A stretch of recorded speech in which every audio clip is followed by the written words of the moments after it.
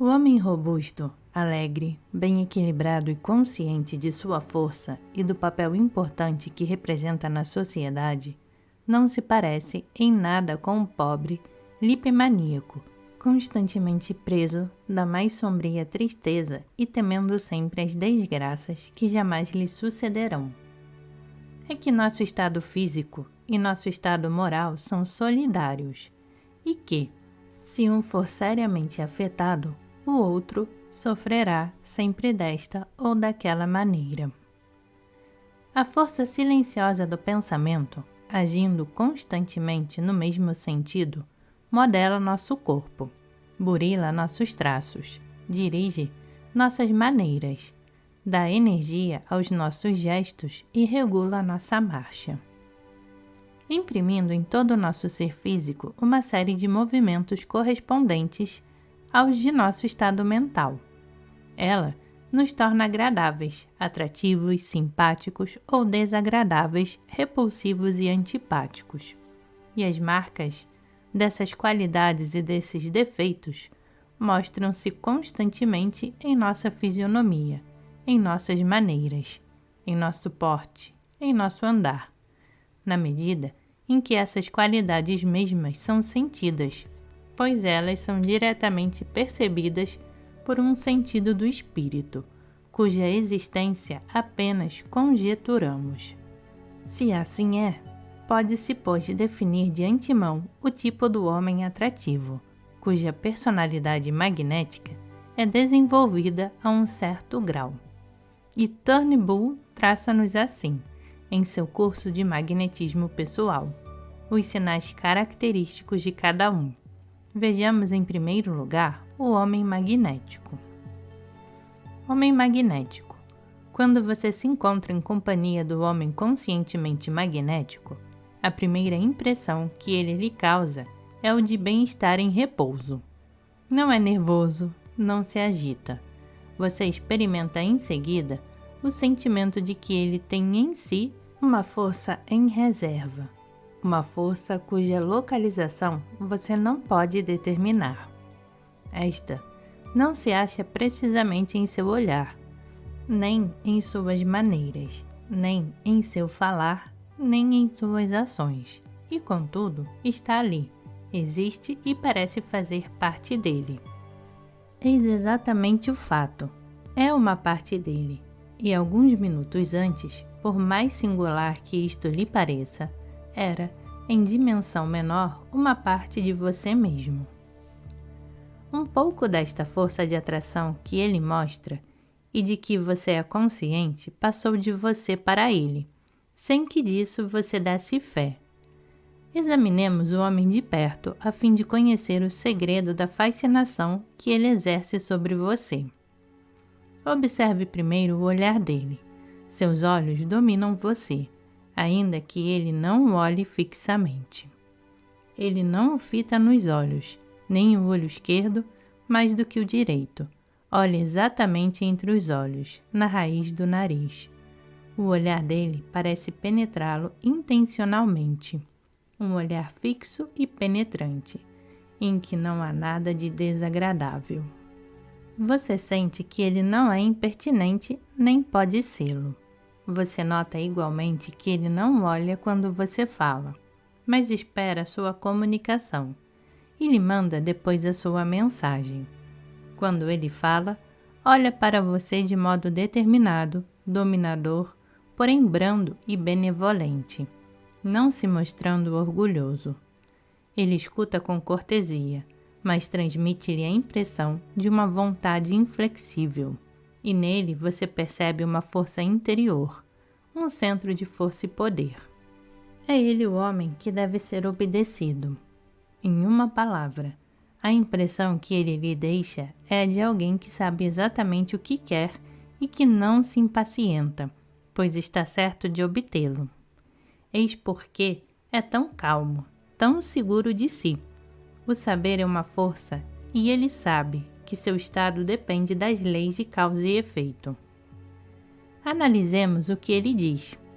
Ensinou-lhe alguma coisa? Pouquíssimo e nada que possa ser considerado coisa vã e pretensiosa. O que ele dá não é geralmente importante, ainda que você o julgue enquanto o escuta. Não é precipitado. Antes, lhe faz sentir que, se o quisesse, poderia dizer muito mais. Assim, pois, incita sua curiosidade. Porém, não lhe prepara uma armadilha para fazer-se admirar. Quando este homem atraiu a si a popularidade, a influência, o êxito, aceitou esses dons, considerou-os como lhe sendo devidos e continuou em seu caminho, adquiriu a riqueza da mesma forma que adquiriu a popularidade pela dominação. Dominou pelo magnetismo, atraiu as pessoas para si. Qual foi a impressão que este homem lhe causou? Esta: você deseja conhecê-lo melhor, porque sentiu que ele lhe é simpático, de um modo misterioso, que você não pode definir. Ele o possui, segundo a expressão corrente, e você não pode subtrair-se à influência dele. Mesmo depois que você se separou dele, ele se serve da sua força. Se quiser observar bem o que se passa entre você e ele, verá que você é que fez alarde dos conhecimentos dele, que você é que procurou ser agradável. Em resumo, você deu e ele recebeu. Sim, foi precisamente isso. Se ele quisesse que fosse de outra maneira, ele, forte e consciente de seu saber, e você fraco e ignorante, teria sido obrigado a receber tudo o que quisera lhe dar em forma de impulsões, ordens e ideias. Mas ele não quis. Contentou-se simplesmente em causar-lhe uma boa impressão. E afastou-se, depois de lhe ter tomado um pouco de magnetismo, assim como voa a abelha, depois de haver sugado o mel da flor. O homem não magnético. Depois de haver assim descrito o caráter do homem magnético, que vai de êxito em êxito, o mesmo autor descreveu o do homem não magnético, que personifica o fracasso após o que ele os compara. O homem não magnético o irrita, diz ele. Se você é intratável, aumenta sua aspereza e mau humor. Se você tem disposições doentias, ele enegrece ainda mais os seus horizontes. E se você se sente infeliz, a presença dele parece pesar. Sim, ele é um peso e você tem de suportá-lo. Ele pede a sua simpatia. Diz que ninguém o compreende. Queixa-se de sua sorte, do tempo, de uma pessoa qualquer. É um descontente, um falador. Ele lhe comunica os seus segredos. Quer que você tome parte em seus desgostos. É um impulsivo sem discrição, carecendo de calma, bom senso, medida e interesse. Você deve lisonjeá-lo e deixá-lo ir. Pode fazer isso da maneira mais fácil, adulando-lhe o egoísmo. Fale do valor dele, livre-se dele e não pense mais nele. Isto feito, você se sentirá feliz depois da partida dele. A presença dele pesou horrivelmente sobre você, porque você não sabia como subtrair-se à influência dele. Se você soubesse, poderia não só evitar uma perda de magnetismo, mas ainda tirar alguma coisa da fraqueza dele, se você quisesse. Por quê? Pois ele é desprovido de disposições atrativas? A razão é bem simples. Ele é um negativo. Depende dos outros, tem queixas a apresentar. Você pode imaginar o homem magnético que acabamos de descrever tendo igualmente motivos para queixas? Tentar imaginá-lo assim seria um absurdo. O nosso homem magnético é uma força, porque se tornou senhor das circunstâncias, porque soube manter uma atitude de espírito que dirige os sucessos e domina tudo o que se move ao seu redor. Eis o nosso homem não magnético, personificando o fracasso, ainda que não o saiba, talvez. Ele é fraco e lamuriento. A atitude de seu espírito atrai o insucesso, conforme suas próprias confissões. Dissipa o seu pensamento e sua energia. Segundo a lei imutável de causa e efeito, tal indivíduo só pode ser infeliz. Eis os nossos 2 tipos de presença um do outro. Estude com atenção.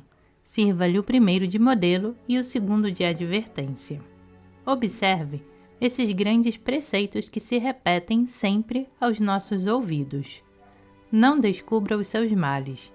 Não procure a simpatia nem os louvores. Procure assenhorar-se da força que domina os desejos e aproprie-se dela. Para não diminuir a importância desta magistral descrição, não direi mais nada acerca do homem magnético comparado com o não magnético.